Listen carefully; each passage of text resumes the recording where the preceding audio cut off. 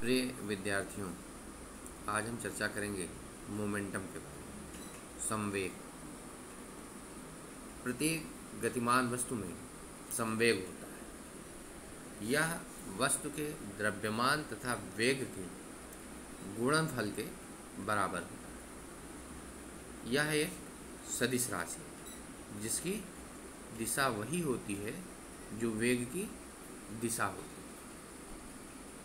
इस प्रकार से संवेग जो है वह सदिश राशि है। यदि वस्तु का द्रव्यमान m तथा वेग v है तो संवेग इक्वल टू द्रव्यमान गुणे वेग, momentum equal to mass into velocity. Momentum को हम कैपिटल P से शो करते हैं। P equal to m into V, द्रव्यमान गुणे वेलोसिटी।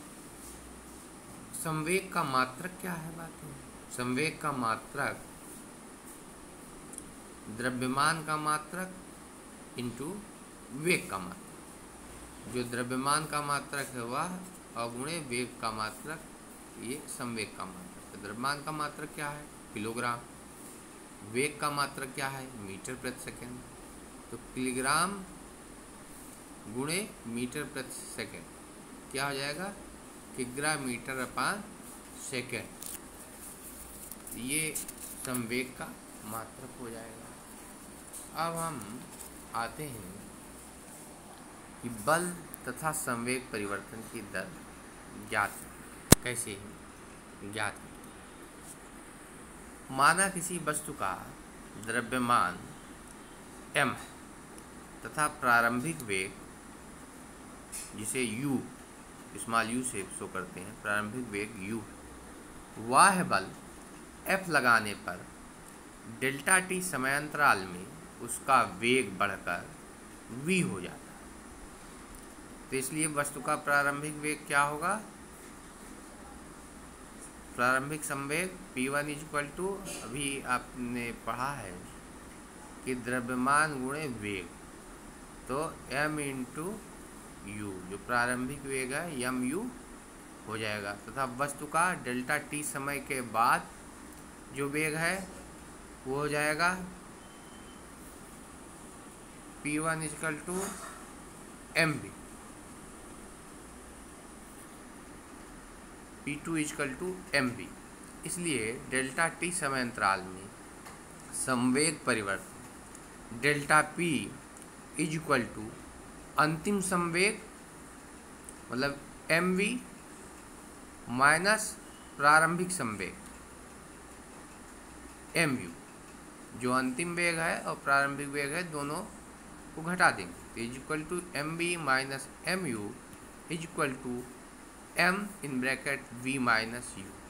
इसलिए जो संवेग परिवर्तन की दर है delta P upon delta T is equal to M in bracket V minus U upon T. परंतु अब देखते हैं v minus U upon delta T, जो वेग परिवर्तन की दर है, यह त्वरण a के बराबर है, जो त्वरण है उसके बराबर है। तो इसलिए delta p upon delta T जो संवेग है और जिस समय में संवेग परिवर्तन की दर है is equal to m into a, द्रव्यमान गुणे त्वरण। परंतु न्यूटन के गति विषयक द्वितीय नियम के अनुसार लगाया गया बल F is equal to M A. इसलिए F इक्वल टू यहाँ delta P upon delta T. इसलिए संवेग परिवर्तन की दर उस पर आरोपित बल के बराबर होती है। संवेग परिवर्तन कितना होगा? जितना बल उस पर आरोपित किया जाएगा, तथा संवेग परिवर्तन किस तरफ होगा?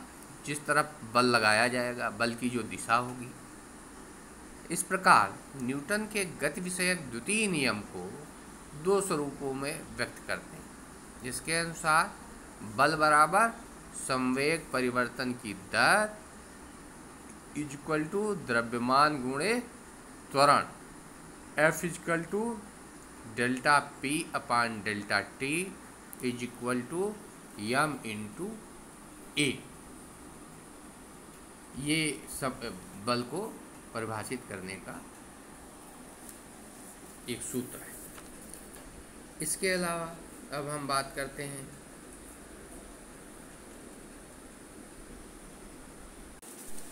रेखीय संवेग संरक्षण का नियम।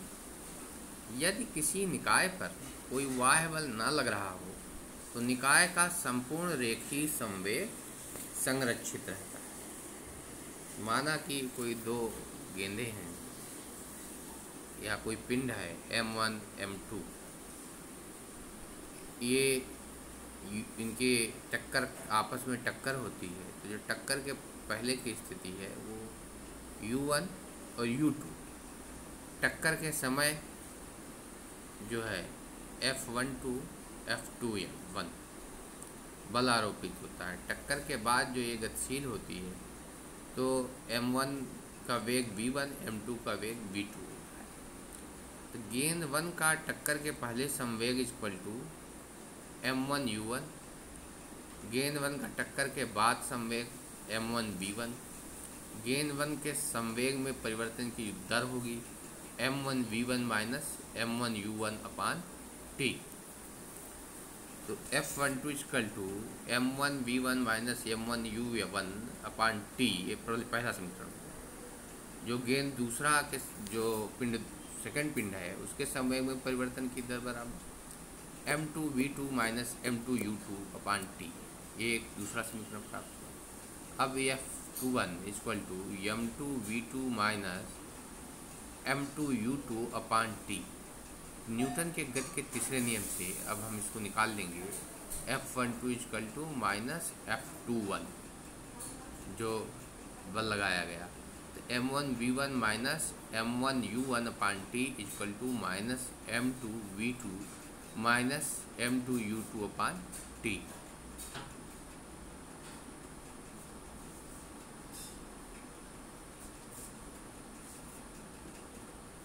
तो इसको आगे हम इसी सूत्र पे हल कर लेंगे। ठीक है, आज इतना ही, धन्यवाद।